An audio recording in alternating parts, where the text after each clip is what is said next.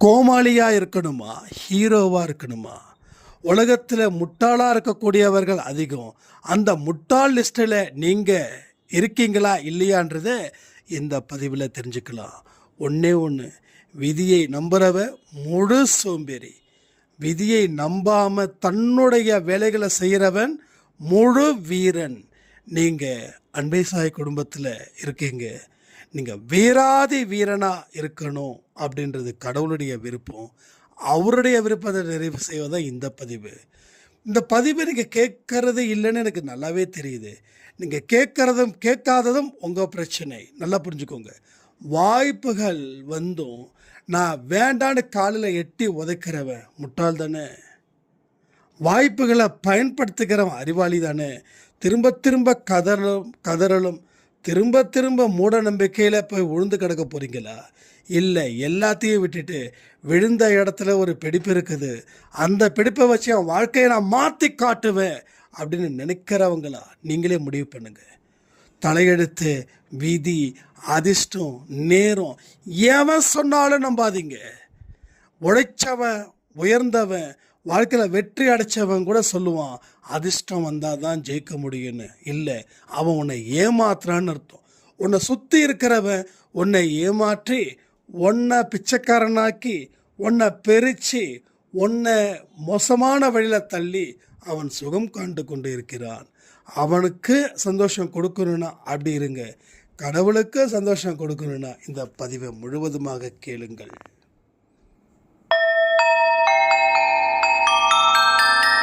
ஓம் சாயிரா சாயிரா, ஓம் சாயிரா சாயிரா, ஓம் சாயிரா சாயிரா, அன்பே சாயிரா, பேரன்பே சாயிரா, அகிலம் தளிக்க ஆத்மா விழிக்க அனுதினம் சாயிரா, எங்கள் அன்பே சாயிரா.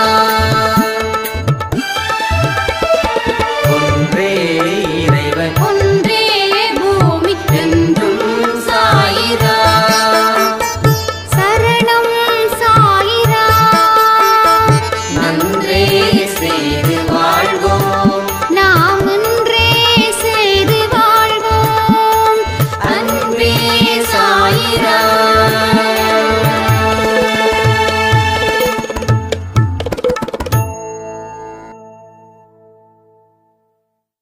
சாயிரா.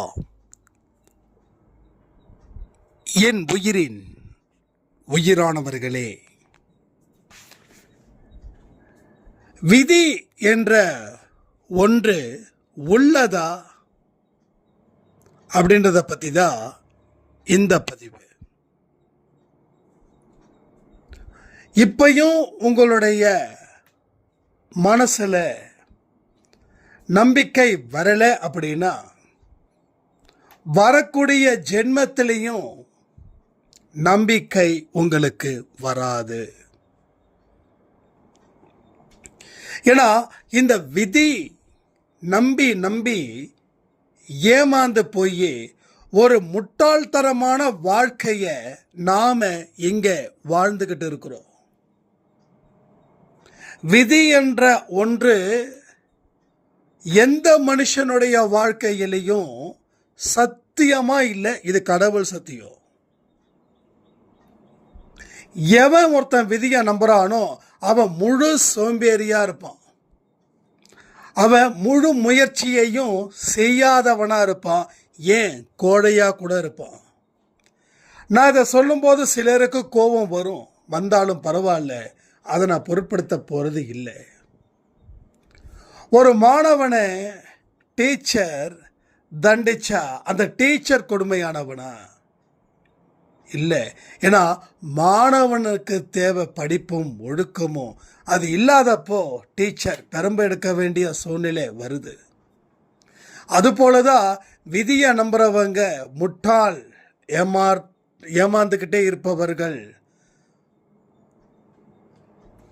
முயற்சி செய்யாதவர்கள், சோம்பேறிகளாகவே இருப்பவர்கள் சொல்லும்போது இங்கே உங்களுக்கு கோபம் வந்தால் நான் அதை பொருட்படுத்துறது இல்லை. அதுக்கு தான் அந்த விளக்கத்தை சொன்னேன். நல்லா யோசிச்சு பாருங்களேன், கடவுள் உங்களை எந்த கோணத்தில் படைச்சாரு? கடவுள் உங்களுக்கு எது கொடுக்கல? எதை நீங்க எதிர்பார்க்குறீங்க? எதிர்பார்த்தது போல நம்ம வாழ்க்கையை, அந்த சூழ்நிலையை நாம உருவாக்கணுமா? எதுவுமே பண்ணல. ஆனா எதுவுமே பண்ணாம எனக்கு எல்லாமே வேணும் அப்படின்னா எப்படி? அப்ப எதுவுமே பண்ணாம எனக்கு எதுவுமே நடக்கல, எல்லாம் விதின்னு சொன்னா எப்படி? யாருடைய காதுல பூ சுத்துறோம்? நம்ம காதுல நாம பூ சுத்திக்கிறோம். ஏன்னா உலகத்தில் இருக்கக்கூடிய அத்தனவங்களும் விதி விதி விதி விதி விதின்னு ஒரு வார்த்தையை சொல்லி சொல்லி சொல்லி சொல்லி உலகத்தில் இருக்கக்கூடிய அத்தனை மக்களையும் சோம்பேறிகளாகவே உருவாக்கிக்கிட்டாங்க. நமக்குலாம் என்ன தெரியுமா? ஒன்று, ஒருத்தவனை பார்த்து பொறாமப்பட தெரியும், இல்லை நமக்கு நாம அழுதுக்கவும் கவலைப்படவும் தெரியும். இதை ரெண்டை தாண்டி வேற யாராவது எதையாவது சிந்திக்க முடியுமா? சிந்திக்க முடியாது. யாராவது காரில் போனா அவனுக்கு என்னப்பா, அவன் விதி நல்லா இருக்குது அப்படின்னு சொல்லிட்டு போகிறோம். அந்த காரில் போனவனுடைய உழைப்பு, அவனுடைய தியாகம் யாருடைய கண்ணுக்கும் தெரியல. யாருடைய கண்ணுக்கும் தெரியல. அவன் உழைச்சான், அவன் வாழ்க்கையை அமைச்சான், அவன் முயற்சி பண்ணா, அவன் வாழ்க்கையை அமைச்சான். அவன் எந்த இடத்துலையும் தங்கல, எங்கேயும் நிற்கல, எனக்கு எதுவுமே இல்லை அப்படின்னு சொல்லி அவன் எங்கேயோ வருத்தப்படலை. தன்னால் முடிஞ்சதை அவன் செய்தான். தன்னுடைய திறமையை பயன்படுத்தினான், கடவுளை நம்பினான், கழுத்தில் இறங்கினான், அவன் நினைச்சபடி வாழ்க்கையை வாழ்ந்தான். ஆனால் இவனை, இந்த விதியை நம்பக்கூடிய அறிவாளிகள், அவன் விதி நல்லா இருக்கு, அவன் விதி சூப்பராக இருக்குது அப்படின்னு என்ன சொல்லணும்? என்ன தெரியுமா? எல்லாத்துக்கும் நேரம் வரணும். அதாவது உழைத்தவர்களே எல்லாத்துக்கும் நேரம் வரணும். அந்த நேரம் வந்தாதான் வாழ்க்கையில் எல்லாம் பெற முடியும். உண்மையிலே சொல்ற, எனக்கு சில பேர் உழைத்து முன்னேறி வந்தவங்க சொல்லக்கூடிய வார்த்தை இது அவங்க வாயில இருந்து வரலாமா? அப்போ அவங்க என்ன நினைக்கிறாங்கன்னா, எனக்கு இப்படி தோணுது, இந்த ரகசியத்தை சொல்லிட்டா எல்லாரும் அவரை ஓவர்டேக் பண்ணிடுவாங்களோன்றதுக்காக நேரம் வரணும் நேரம் வரணும் நேரம் வரும்னு சொல்றாங்களோ அப்படின்னு. எனக்கு இது மேல சத்தியமா நம்பிக்கையே இல்லை. உழைக்காம நேரம் என்ன பெரிய நேரம் கை கொடு? நேரத்தை உழைக்கிறதுக்காக பயன்படுத்தணும். ஸோ எந்த ஒரு இடத்துலையும் டைமு, அதிர்ஷ்டம், விதி, இதை நம்புறவன் முட்டாள். இப்பயும் நான் சொல்கிறேன், வடிகட்டுன முட்டாள். இப்போ உழைச்சவன் ஏன் அந்த வார்த்தை சொல்கிறான் அப்படின்னா, அவன் ரகசியத்தை சொல்ல விரும்பலை. நான் 24 மணி நேரமும் என்னுடைய லட்சியத்தை, என்னுடைய உழைப்பை, என்னோட முயற்சியை நான் நிறுத்தவே இல்லை, அதனால் வந்துட்டேன்னு அந்த ரகசியத்தை அவன் வெளியில் சொல்லக்கூடாதுன்னு அவன் சொல்கிறான். நேரம் வந்ததால், நேரம் நல்லா இருந்ததால் நான் ஜெயித்தேன் அப்படின்னு. அப்போது உழைக்கிறவன் என்ன பண்ணுவான்? ஸோ உழைச்சாலும், முயற்சி பண்ணாலும், தியாகம் செஞ்சாலும் நேரம்னு ஒன்று வந்தால் தான் நம்ம வாழ்க்கை மாறும் போல இருக்கு. இல்லைன்னா நம்ம வாழ்க்கை மாறாது. எதுக்கு உழைக்கணும்னு சொல்லி அந்த உழைப்பையும் தியாகத்தையும் காலத்தையும் காலால எட்டி உதைக்கிறான். அப்போ உழைச்சவன் டைம் தான் அப்படின்னா, உழைக்காம வீட்டுக்குள்ள உட்காந்துட்டு இருந்தா அந்த நேரம் ராஜாவாக்கிடுமா? சொல்லுங்க, ராஜாவாக்கிடுமா? அதாவது வாய்ப்பு யாருக்கு வருது? எவன் ஒருத்தன் சுறுசுறுப்போட தன்னுடைய முழு திறமையும் பயன்படுத்தி அந்த துடிப்போடு இருக்கிறானோ அவனுக்கு வாய்ப்புகள் வருகிறது. அவனுக்கு வாய்ப்புகள் வருகிறது. நான் ஒன்றே ஒன்று சொல்கிறேன். நான் அரசியல் எனக்கு ரொம்ப பிடிக்கும். ஏன்னா அரசியலும் சினிமாவும் ஆன்மீகமும் இல்லாத வாழ்க்கை இங்கே எங்கேயுமே இல்லை. ஏன்னா அரசியல் நம்ம கற்றுக்க வேண்டிய பாடங்கள் நிறைய. முன்னாள் சிஎம் எடப்பாடி அவருக்கு அந்த வாய்ப்பு எப்படி வந்தது? இதை சொல்லுவாங்க நேரம். அதே போல சூப்பர் ஸ்டாராக இருக்கக்கூடிய ரஜினிகாந்துக்கு எப்படி இன்னைக்கு வரைக்கும் சூப்பர் ஸ்டார்? நேரமா கேட்குறேன். அப்போ ஒரே ஒரு விஷயத்தை புரிஞ்சுக்கணும். அந்த உழைக்கணுன்ற வெறி அவங்க ரத்தத்தில் இருந்தது. சாதிக்கணுன்ற வெறி அவங்க ரத்தத்தில் இருந்தது. வாய்ப்புகள் அவங்களுக்கு வந்துக்கிட்டே இருந்தது. அதை பயன்படுத்தினாங்க. அந்த உழைக்கணுன்ற வெறியும் முயற்சி செய்யணுன்ற வெறியும் சாதிக்கணுன்ற வெறியும் இருந்ததால் அவங்களுக்கு அந்த மாதிரி ஒரு விஷயம் நடந்தது. உங்களுக்கு தெரியுமா? அதாவது சிஎம் ஆகிறதுக்கு முன்னாடி எடப்பாடி பழனிசாமின்னு ஒருத்தர் அவங்க ஜெயலலிதா அம்மா இருக்கும்போது ஒரு மினிஸ்டராக இருந்தாருன்னு எத்தனை பேருக்கு தெரியும்? ஓரளவுக்கு தெரியும். ஆனால் ஒட்டுமொத்தமாக எத்தனையோ மினிஸ்டர்ஸ்லாம் நம்ம பார்த்துருக்கோம். ஆனால் இவர் யாருன்னு அப்போ தான் தேட ஆரம்பிக்கிறோம். அப்போது ஏன்னா அந்த அம்மா பக்கத்தில் உட்காந்துருக்கிறது ஓபிஎஸ், இவங்கள மாதிரி பர்சன்ஸ், செங்கோட்டையன், இவங்கள மாதிரியான இவங்க தான் இருக்காங்க. ஆனால் எப்படி ஒரு வாய்ப்பு கடவுள் கொடுத்துருக்காரு பாருங்க.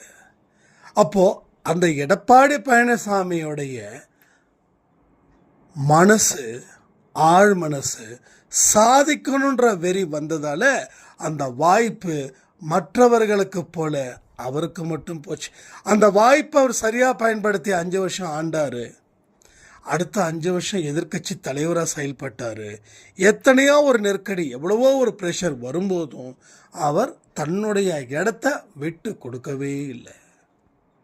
தனிப்பட்ட முறையில் இருக்கக்கூடிய விமர்சனங்கள்லாம் நான் என்ன சொல்கிறேன்னா, ஒரு மனுஷனுடைய பலத்தை பார்க்க போகிறீங்களா, ஒரு மனுஷனுடைய பலகீனத்தை பார்க்க போகிறீங்களா?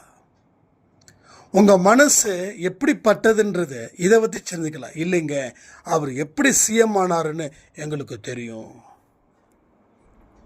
அப்போது அவருடைய மைனஸ் பாயிண்ட்டை பார்க்குற நீங்களும் மைனஸ் தான். அவர் ப்ளஸ் பாயிண்ட்டை பார்க்குற நீங்கள் அவரோட ப்ளஸ்ஸு. புரியுதா உங்களுக்கு? அப்போ நம்ம மனசு எந்த சூழ்நிலையை தக்க வச்சுக்குதுன்னு பாருங்கள். அவர் சிஎம் ஆனதற்கு அவர் அதான் அந்த மாட காலில் விழுந்தாங்க அப்படி அதை மைண்டுக்குள்ளே கொண்டு போகிறோம். அப்போ நம்ம மனசு அவ்வளோதான். ஆனால் அவர் நின்னார் இல்லை, அந்த ஆளுமை திறன் இருந்ததில்லை. ஸோ இதுதான்.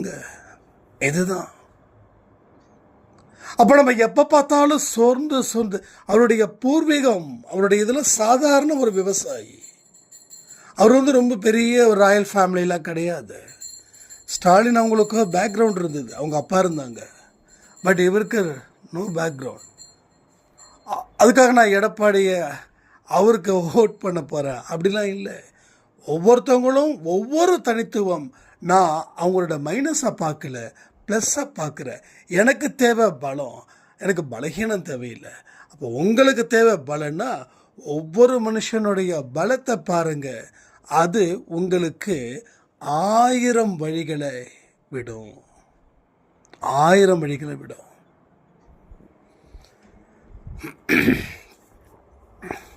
அப்போது நம்ம கும்பல் என்ன தெரியுமா சொல்லும்? அவருக்கு விதி இருந்தது, சிஎம் ஆயிட்டாரு. அவருக்கு விதி இருந்தது, சூப்பர் ஸ்டார் ஆயிட்டாரு. அவருக்கு விதி இருந்தது, இசைஞானி ஆயிட்டாரு. என்ன பைத்தியக்காரத்தனம்! இளையராஜாவையும் ஹார்மோனியத்தையும் பிரிக்கவே முடியாது, தெரியும்ல? அவர் தொழிலுக்கு கொடுக்கக்கூடிய இம்பார்ட்டன்ட் அப்படி. ஆனால் எத்தனையோ மியூசிக் டைரக்டர்ஸ் வந்தாங்களே, நின்னாங்களா? அவங்களாம் எதுக்கு வந்தாங்க? எதுக்கு வந்தாங்க நின்னாங்க போயிட்டாங்க. ஆனால் இவர் மியூசிக் பண்ணலை, இப்பயும் பண்ணுறாரு, 1-2 படம் பண்ணுறாரு. ஆனால் இன்றைக்கும் அவரை தான் நம்ம உதாரணமாக வைக்கிறோம். ஏன்னா அவருடைய இசை என்ற ஆர்வம், அவர் உழைத்தார், தியாகம் செய்தார். இசையையும் இளையராஜாவையும் பிரிக்க முடியாது, நடிப்பையும் ரஜினியையும் பிரிக்க முடியாது. ஏன்னா அந்த வெறி அவங்க உடம்புக்குள்ளே இருக்குது. அதனால் எவ்வளவு நேரம் அதற்காக அவங்க நேரத்தை ஒதுக்கினாலும் அவங்க எந்த இடத்துலையும் அவங்க களைப்படைவதே இல்லை, களைப்பே இல்லை. அதாவது வேலை செஞ்சுக்கிட்டே இருக்கிறவனுக்கு களைப்பு தெரியாது, வேலை செய்யாமல் 1 hour அவன் உட்காரானா தான் களைப்பு தெரியுது. ஸோ ரெஸ்ட்டுக்கு அவனுக்கு ஒரு துரோகமாக நிற்கிது அவனோட உடம்பு. அப்போ வேலை செஞ்சுக்கிட்டே இருக்கா, அதுதான் சாதிப்பதற்குண்டான வழி. ஸோ விதி அது இது என்னமோ நீங்கள் அதை நினச்சிக்கிட்டு இருந்தீங்கன்னா வாழ்க்கையில் நீங்கள் சாதிக்கக்கூடியது ஒன்று தான், ஒட்டுமொத்த பூஜ்ஜியம். இந்த உலகம் உருண்டை இல்லை, அது பூஜ்ஜியம் தானே, அதுதான் உங்களுக்கு கிடைக்கும். அப்போ உங்கள் திறமைகள் நசுக்கப்படுகிறது. யார் நசுக்கிறா? நீங்களே. உங்கள் தலையை நீங்களே தண்டவாளத்தில் கொடுத்துக்கிட்டா என்ன ஆகும்? தலை கட்டாகும். அதை தான் நீங்கள் திரும்ப திரும்ப திரும்ப திரும்ப செஞ்சுக்கிட்டு இருக்கீங்க. கடவுள்கிட்ட கேளுங்க, கடவுளே எனக்கு என்ன பிடிக்கும், எனக்கு என்ன பிடிக்காதுன்னு தெரியல, அவ்வளவு கன்ஃபியூஷன்ஸ் என் மைண்டுக்குள்ளே. ஸோ இதை எல்லாத்தையும் நீ எனக்கு சரி பண்ணி கொடு. நான் வாழணும், நான் சாதிக்கணும், நான் அதுக்கு உண்டான நேரத்தையும் அதற்கு உண்டான தியாகத்தையும் நான் செய்கிறேன் அப்படின்னு சொல்லி உங்கள் மனசை இரும்பாக்குங்க. மற்றவங்க கிட்ட உங்கள் மனசு கருணையான பார்வையில் இருக்கணும். ஆனால் உங்களுக்குன்னு சில செயல்பாடுகள் அது வரும்போது உங்கள் மனதை இரும்பாக்க வேண்டும். நேற்று ஒரு சாராம் கேட்டாங்க, என்னன்னு தெரியல, அவ்வளவு ஸ்ட்ரெஸ் என்னால். நான் ஒன்று சொன்னேன், உடல் ரீதியா மன ரீதியா? இல்லை, உடல் ரீதியா. உடல் என்ன பிரச்சனை அப்படின்னா சொன்னாங்க, சரி இந்த உடலை ஒரு பொருட்டாக நீங்கள் இனிமே மதிச்சிங்கன்னா உடல் ரீதியாக வரக்கூடிய எந்த ஒரு பிரச்சனையும் வராது அப்படின்னு சொல்லியிருக்க. இது உண்மைதானே? உடல் ஒரு பொருட்டு, உடல் ஒரு திடல் கூட சொல்லலாம். நீ உடல் இருந்தாதான் எல்லாமே செய்ய முடியும். நீ படுக்கையாயிட்ட என்ன செய்ய முடியும்? நிறைய பேர் 40 தாண்டின உடனே பெட்டை தேடுறாங்க, படுக்க. 40 தான் வாழ்க்கை ஒவ்வொரு மனுஷனுக்கும் ஆரம்பமாகுது. ஆனால் இவன் 40லேயே படுக்க ஆரம்பிச்சிட்டான். 50ல் இருப்பானா இல்லையான்னு தெரியாது. ஆனால் கடவுள் கொடுக்கக்கூடிய வயசு 120 வருஷம். 120 வருஷம். சரி, 120 வாட முடியாது, ஓகே. 100 அதுவும் கொஞ்சம் கஷ்டம், 90 அதுவும் கொஞ்சம் கஷ்டம், 80 டார்கெட் பண்ணலாமே, 80 வயது வரைக்கும் நடமாடலாமே. ஏன் ஓய்வுன்னு தேடுறோம்?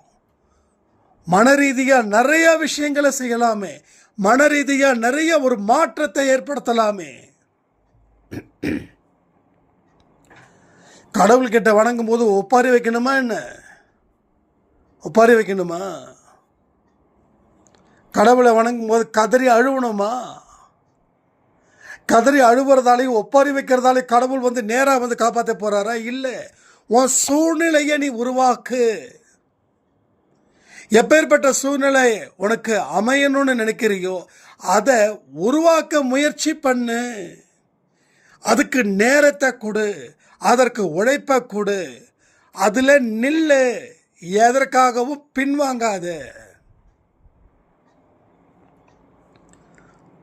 ஒரு அடி எடுத்து வச்சா 10 அடி பின்வாங்குற, 2 அடி எடுத்து வச்சா 20 அடி பின்வாங்குற, அதுக்கப்புறம் அடியே எடுத்து வைக்கல. ஏன்னா 20 அடி பின்னாடி இருக்கும்போது எப்படி?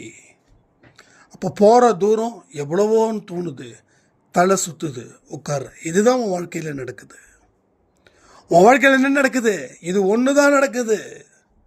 முயற்சி பண்ண, எஸ், தோத்துட்டேன். மறுபடியும் முயற்சி பண்ண, தோத்துட்டேன். இப்போ நான் முயற்சியே பண்ணலை. உன்னை விட கோழை உலகத்தில் யாருமே இல்லை. ஒரே முயற்சியில் நீ கோட்டையில் உட்காந்துட முடியுமா? கோட்டை வாசலுக்கு போயிட்டுருக்கவன்னு நம்பு. முதல்ல அந்த வாசலுக்கு போகணும், அதுக்கப்புறம் படிக்கட்டே ஏறணும், அதுக்கப்புறம் கோட்டையில் உட்காரணும். நீ வாசலுக்கு போகும்போதே 1000 தடை இருக்கும். நான் முயற்சி பண்ண கோட்டையில் உட்கார முடியலன்னு நீ சொல்கிறது எவ்வளவு அறிவுக்கட்ட ஒரு செயலாக இருக்குது, அறிவுக்கட்ட எண்ணமாக இருக்குது.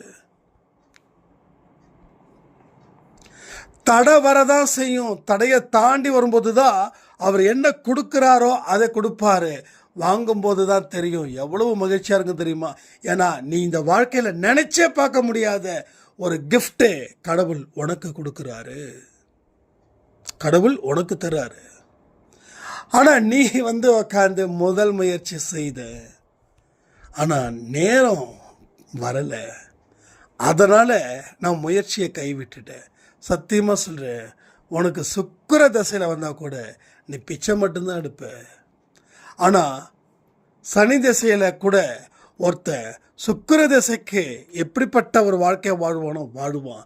ஏன்னா அவனுடைய முயற்சியும் அவனுடைய நம்பிக்கையும் அவன் கடவுள் மேலே வைத்திருக்கக்கூடிய ஈடுபாடும் அவனுக்கு அடுத்தடுத்த கட்டத்தை நோக்கி போகுது.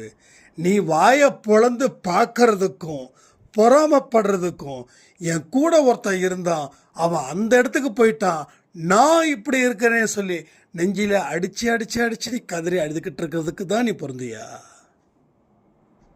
நீ முயற்சி பண்ணா எவன் உன்னை ஓவர்டேக் பண்ணானோ அவனை விட நீ இன்னும் பல இடத்துல நிற்கலாம். அப்போ இவனை ஓவர்டேக் பண்ணிட்டேன்னு ஃபீல் ஆகாது, என் வேலையை நான் செய்கிறேன்னு தோணும். ஆரம்பத்தில் என் வாழ்க்கையில் நிறைய பேர் எனக்கு எதிராக இருந்தாங்கல்ல, அப்போது ஒவ்வொருத்தவங்களை தாண்டி போகும்போது ரொம்ப பெருமையாக இருந்தது. ஆனால் இப்போது அதெல்லாம் மண்ணுக்குள்ளே போயிடுச்சு. அந்த பெருமை, ஆணவம், அகங்காரம் அப்படிலாம். ஏன் அப்படின்னா பழகிடுச்சு. எதை நாம் முடிவு பண்ணுறோமோ அது நம்ம வாழ்க்கையை பெரிய அளவில் மாற்றுது. என்கிட்ட ஒரு சாய்ராம் கேட்டாங்க, சாய்ராம் இல்லை சாரி, இப்போது ரீசண்டாக நான் ஈரோடு போயிருந்தேன். பெரிய மாரியம்மன் ஃபங்க்ஷன், அது ரொம்ப கோலாகலமாக கொண்டாடுவாங்க ஈரோடில் இருக்கிறவங்களுக்கு தெரியும். அப்போ அங்கே இருக்கக்கூடிய தொழில் சம்மந்தப்பட்டவர்கள் கண்டிப்பாக நீங்கள் இங்கே வரணும், ரொம்ப வருஷம் ஆச்சு ஆர்கெஸ்ட்ரா முடிக்கணும் அப்படின்னு. நான் சொன்னேன், மாரியம்மனை பார்க்க முடியுமா? முடியும், கூட்டமாக தான் இருக்கும், பார்ப்போம். ஆனால் கண்டிப்பாக அம்மனை பார்க்கணுன்ற ஆசை இருந்தது. ஆர்கெஸ்ட்ரா முடிச்சுட்டு அம்மன் பார்க்கும்போது கூட்டம் ஜாஸ்தி, ஆனால் பரவாயில்ல, ஒரு 20 நிமிஷத்தில் பார்த்துட்டோம். அதை பார்க்க கண்களில் இருந்து கண்ணீர். சிகப்பு கலர் ட்ரெஸ்ஸில் முகம் ஃபுல்லாக சந்தன அந்த அலங்காரத்தில் அம்மன் காட்சி அளிக்கும் போது உண்மையிலே மெய் செலுத்திடுச்சு. அதெல்லாம் பார்த்துட்டு அதுக்கப்புறம் அந்த அப்பளம், கரும்பு ஜூஸ் இதெல்லாம், அதனால தான் ஆடியோ கொடுக்க முடியல. அதெல்லாம் நைட்டு ஒரு 10, 10:30, 11 மணி இருக்கும். அந்த ரோட்டு மேலே சின்னதாக டிவைடர் மாதிரி வச்சுருப்பாங்க இல்லையா, அங்கே உட்காந்துட்டு அப்பளமும் அந்த கரும்பு ஜூஸும் குடிச்சிக்கிற, அது ஒரு சரியான ஒரு மிகப்பெரிய சந்தோஷமான ஒரு விஷயம். அதெல்லாம் பண்ணிகிட்டு இருக்கும்போது அப்போ சொன்னார், என்னமோ ஒரு விஷயங்கள் சொல்லும்போது, நீ தகுதியானவனா, நீங்கள் தகுதியானவரா அப்படின்னு ஏதோ ஒரு விஷயம் பேசும்போது, அது நிறைய விஷயம் இருக்குது, அது அவருடைய பர்சனல் லைஃப்பை கொஞ்சம் டிஸ்கஷன் பண்ணும்போது, நீங்கள் அதுக்கு தகுதியானவர்னு எப்படி சொல்கிறீங்க அப்படின்னாங்க. நான் ஒரே ஒரு விஷயம் சொன்னேன், மற்றவங்கெல்லாம் என்னை தகுதியானவங்கன்னு சொல்லும்போது அந்த தகுதியை நான் வளர்த்துக்கிட்டு இருக்கேன் அப்படின்னு. ஸோ நான் தகுதியானவனும் சொல்லலை, நான் தகுதி இல்லாதவனும் சொல்லலை. இப்போ நீங்கள்லாம் என்னை நல்லவன்னு சொல்லும்போது நான் நல்லவனாக இருக்க முயற்சி பண்ணிக்கிட்டு இருக்கேன். அந்த வார்த்தைக்கு மதிப்பு கொடுக்குறேன். உண்மையிலே சொல்கிறேன், நிறைய விஷயங்கள் உங்கள் மூலமாக தான் என் வாழ்க்கையில் நான் ஒழுக்கத்தை கடைப்பிடிக்கிறேன். நம்ப முடியுதா உங்களால்? நம்ம அண்ணா ஒழுக்கமானவன் தான் அப்படின்னு எத்தனையோ தங்கச்சிகள் அன்பேசாய் குடும்பத்தில் இருக்காங்களே. நம்ம பெத்தாதான் பையனா பெக்காத இவனும் என்னுடைய மகன்தான்னு சொல்லி எத்தனையோ அம்மாக்கள் இருக்காங்களே, எத்தனையோ அப்பாக்கள் இருக்காங்களே. அப்போ இவன் நல்லவன் அப்படின்னு சொல்லி ஒரு அடையாளத்தை நீங்கள் ஏற்படுத்தும் போது நான் எப்படி கெட்டவனா மாற முடியும்? அப்போ நீங்க சொன்ன விஷயத்தை தான் என் ஆழ் மனசுக்குள்ள போய் சேர்ந்துருக்குது. அப்போ நான் செய்யக்கூடிய செயல்கள் ஈன செயல்களாக இல்லாமல் நல்ல செயல்களாக இருக்கணும். நல்ல செயல்களாக இருக்கிற அளவில் நம்ம வாழ்க்கையை உங்களுடைய அபிப்பிராயம் எனக்கு கொண்டு வந்து சேர்க்குது. நேற்று இரவு எத்தனை மணிக்கு 8 மணி நேற்று இரவு 8 மணி பதிவு எத்தனை பேர் பார்த்தீங்க? இப்போல்லாம் ரொம்ப கஷ்டம் நினைக்கிறேன் இல்லை அன்பேசாய் ஆடியோவை பார்த்து கேட்குறதெல்லாம். ஏன் தெரியுமா? உங்களுக்கு அலட்சியம் வந்துடுச்சு. நான் ஓப்பனாக சொல்கிறேனே, உங்களுக்கு அலட்சியம் வந்துடுச்சு. நீங்கள் முயற்சி பண்ணீங்க, தோற்று போயிட்டீங்க. நடக்கணும்னு நினச்சி வந்தீங்க, தோற்று போயிட்டீங்க. அதான் சொல்கிறேனே, 10 அடியில் உங்களுக்கு வெற்றி இருக்குதுன்னா நீங்கள் 2 அடியில் வந்துட்டு எனக்கு முடிஞ்சிடுச்சுன்னு சொன்னால் அந்த 8 அடியை யார் கெடுப்பா? இப்போ உங்களுக்குன்னு இருக்கக்கூடிய இடம் அந்த 8 அடி அது அப்படியே தான் நிற்குதுங்க. அந்த இடத்துக்கு நீங்கள் போனால் தான். அப்போ நீங்கள் பார்க்குறீங்க, அது என் பிரச்சனை கிடையாது, அது உங்கள் பிரச்சனை. நீங்கள் கேட்குறீங்க, கேட்காது என் பிரச்சனை கிடையாது, சாய்ப்பாவோட பிரச்சனையும் கிடையாது. உங்களுக்குன்னு ஒரு வாய்ப்பை கடவுள் கொடுத்து அந்த வாய்ப்பை பயன்படுத்திக்கலைன்னா யார் பொறுப்புங்க? யார் பொறுப்பு? நீங்கள் தான் பொறுப்பு ஏற்றுக்கணும். வேற ஆல்டர்னேட் ஷோர்ஸே இல்லை. ஒரு அம்மா சொன்னாங்க, அன்பேசாயில் வந்தால் எது குறையுதோ இல்லையோ கர்மா குறையுது. எஸ், 100% உண்மை. எவ்வளோ அருமையான ஒரு வார்த்தை அவங்க சொன்னாங்க. ரொம்ப நன்றிம்மா. இந்த அம்மா பேர் வந்து செந்துஜா. அவ்வளோ அழகாக சூப்பராக சொன்னாங்க. என்ன குறையுதோ இல்லையோ கர்மா குறையுது. எங்க எவ்வளவு பெரிய விஷயம் அது. உன் கர்மா குறைஞ்சிருச்சுன்னா வாழ்க்கையில் சந்தோஷம் பிறகுதுன்னு அர்த்தம். அடுத்த ஜென்மத்தில் இதை விட ஹாப்பியான ஒரு லைஃப்பை லீட் பண்ண போகிறேன்னு அர்த்தம். ஸோ எப்பேற்பட்ட விஷயங்கள் இங்கே நடந்திருக்குது. உண்மையில் சொன்ன ஆச்சரியப்படக்கூடிய விஷயமா இருந்தால் அந்த வார்த்தை இருந்தது. எஸ், ஏன்னா இந்த பூஜையால் இந்த ஓட்டை தங்கத்தோட மாற்றலாம். இந்த பூஜையால் பீரோக்குள்ளே கட்டுக்கட்டாக பணத்தை வைக்கலாம். இந்த உப்பையும் மஞ்சளையும் பீரோவோட லாக்கருக்குள்ளே போட்டால் பணம் வருமாமே. இந்த மாதிரியான காதில் ரீல் சுற்றுறதெல்லாம் நம்ம சுற்றலை. நம்ம என்னத்தை சுற்றணும்? உண்மையை சுற்றணும். ரீல் சுற்றலை, ரியலாக கொண்டு வந்தோம். ரியாலிட்டி என்னன்றதை தெரிஞ்சுக்கோ. உன்னுடைய பலத்தை நீ உணர்ந்துக்கோ. உன் பலகீனத்தையும் தெரிஞ்சுக்கோ. பலகீனம் அதிகமாக இருந்துச்சுன்னா நீ கீழே விட போகிறன்னு அர்த்தம், இல்லை விழுந்துட்டுன்னு அர்த்தம். பலம் அதிகமாக இருந்தால் நீ எழுந்திருக்க போகிறன்னு அர்த்தம். கீழே விழுவதுன்றது நேச்சுரல். நீங்களும் விடணும், நானும் விடணும். நானும் விடுவேன். இன்னமும் இனிமேல் விட முடியாதுப்பா அப்படின்னு சொல்லி என்ன நானே ஏமாற்றிக்க நான் விரும்பலை. விடுவேன், கண்டிப்பாக விடுவேன். ஆனால் விழுந்து எழுந்திருப்பேன். ஏன்னா எத்தனை பாவங்களை நாம் செஞ்சோன்னு நமக்கு எப்படி தெரியும்? கடவுளுக்கு தானே தெரியும். அப்போது சின்ன பள்ளத்துலேயும் விடலாம், பெரிய பள்ளத்துலேயும் விடலாம், இல்லை விழாமலும் இருக்கலாம். விழுந்து தான் ஆகணும்னு சொல்லலை. ஆனால் எங்கெங்கே விடுறோமோ அங்கெங்கெல்லாம் நம்ம எழுந்திருக்கிறோம். அங்கே ஒரு பிடி இருக்குது, அந்த பிடியை வச்சு எழுந்துரு. பிடியே இல்லைன்னு நினச்சா தெரிகிற பிடி கூட உன் கண்ணுக்கு தெரியாமல் போயிடும். பிடி இருக்கும், கீழே விழுந்த. அப்போ எழுந்திருக்கிறதுக்கு ஏதாவது ஒரு வழி இருக்கும். ஒன்றும் இல்லை, குற்றவாளிகள் என்னதான் பெரிய அப்பாட்டக்கராக இருந்தாலும் சரி, அவனுங்க எங்கேயாவது ஒரு இடத்துல கொள்ளை அடிக்கிறானுங்க அப்படின்னா போலீஸ்காரவங்க என்ன சும்மாவா? போலீஸ்காரங்க என்ன குற்றவாளியோட பேக்குங்களா? ஒரு போலீஸ் துறைக்கு ஒரு மனுஷன் போகிறான் அப்படின்னா அது அவ்வளோ சீக்கிரம் போயிட முடியாது. அவனோட ரத்தத்தில் அது ஊறி இருக்கும். அவன் திருடனை விட ஜாஸ்தியாக யோசிப்பான். அவன்தான் சிறந்த போலீஸ். அப்போ என்ன பண்ணுவாங்க? அவன் ஏதாவது ஒன்று பண்ணிட்டு போயிடுவான். குற்றவாளி வந்து ஏதாவது அவன் நினைப்பான், எல்லாமே தெளிவாக இருக்குது, எல்லாமே கரெக்டாக இருக்குது. ஒன்றும் இல்லை, சேலம் தாண்டி ட்ரெயினில் கொள்ளடிச்சாங்களே, துப்பு கிடைக்காம எவ்வளவு கஷ்டப்பட்டாங்க தெரியுமா? யோசிச்சு யோசிச்சு யோசிச்சு பிடிச்சிட்டு வரல. அதான் அப்போ எவ்வளவு பெரிய அப்பாட்டக்கர் குற்றவாளியாக இருந்தாலும் அவன் எங்கேயாவது ஒரு இடத்த நமக்காக வச்சுட்டு போவான். அதை தேடி கண்டுபிடிக்கிறது தான் போலீஸுடைய டியூட்டி. அதை அவங்க தேடி கண்டுபிடிச்சி 1-2 எவிடன்ஸை வச்சு அதை அங்கே இருந்து அந்த இன்வெஸ்டிகேஷனை ஸ்டார்ட் பண்ணி கொஞ்சம் கொஞ்சமாக போய் கடைசியில் கழுத்தை இறுக்கி பிடிச்சி அவனை தூக்கிட்டு உள்ளே தூக்கி போடுவாங்க.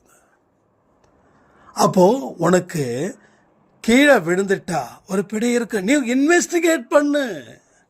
போலீஸ் மட்டும்தான் பண்ணணுமா? போலீஸ்க்கு மட்டும் 7வது அறிவு இருக்கா? உனக்கும் இருக்குது. உன்னோட லைஃப்பில் என்னென்ன விஷயங்கள் எது இதெல்லாம் இருக்குதுன்றத நீ என்னைக்கு ஒரு டீப் சைட்டில் அதை கொண்டு வரியோ, ஆழ்ந்த பார்வையில் அதை கொண்டு வரியோ, அங்கே இருந்து தான் உன் வாழ்க்கை ஆரம்பமாகும். நீ அங்கே போகாமல் மொட்டை அடிக்கிறதும் காது குத்துறதும் இதெல்லாம் செய்யுங்க, நான் வேண்டான்னு சொல்லலை. இது உங்கள் நம்பிக்கை நான் கெடுக்க விரும்பலை. ஆனால் ஒன்றே ஒன்று, ஆனால் இதெல்லாம் உங்கள் வாழ்க்கையில் சக்ஸஸ் ஆகாது. ஒரு விஷயம் நல்லா நடந்துருச்சு, நீங்கள் பண்ணுங்க, தப்பே இல்லை. ஆனால் இதை பண்ணாதான் உங்கள் வாழ்க்கையில் நல்லது நடக்கணும்னு சொல்லி அங்கே போய் நிற்காதீங்க. அது மேலும் மேலும் பிரச்சனையாகும். மேலும் மேலும் பிரச்சனைகளுக்கு தீவிரமான ஒரு போக்கை அது கொடுக்கும். உங்கள் நம்பிக்கை நான் கெடுக்க விரும்பலை. ஆனால் இதனால் மட்டும் வாழ்ந்துட முடியாது. நீ கீழே விழுந்தா எழுந்திருக்கிறதுக்கு ஒரு வழி இருக்குது. விதிப்படி நான் கீழே விழுந்துட்டேன், இனி வாழ்க்கை முடிஞ்சிடுச்சுன்னா உன்னை விட ஒரு கோமாளி உலகத்தில் எங்கேயுமே இல்லை. இதுக்கு நிறைய கோமாளிகள் இருக்கிறாங்க. கோமாளிகளுக்கு மதிப்பு இருக்குதா? இல்லை. யாருக்கு மதிப்பு இருக்குதுக்கு? ஹீரோ.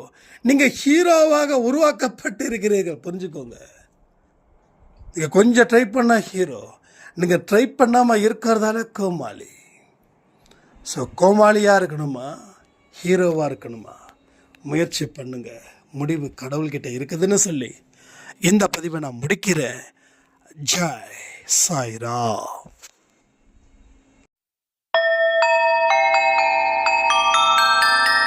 ஓம் சாயிரா.